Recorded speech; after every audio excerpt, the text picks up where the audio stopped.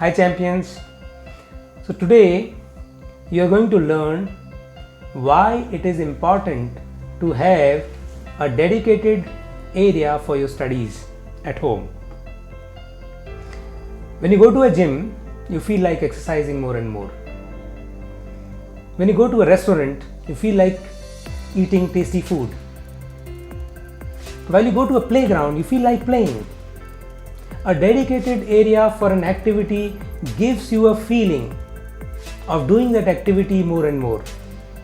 Similarly, if you have dedicated area for your studies, it increases your focus on your studies. Now, where to create it?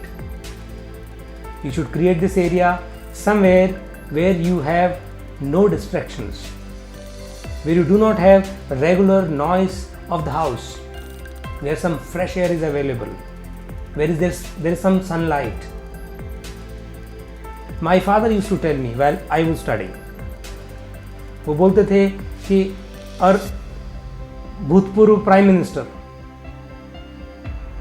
Mr. Lal Bahadur Shastri, he used to study in a street light.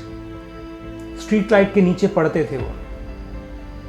उन्होंने अपना study area वहाँ create किया था जहाँ पे उनको कम से कम distractions होते थे. Many a times children ask me this question कि हमारे घर पे स्पेस बहुत कम है, our house is small, where to create this area, how to go about it.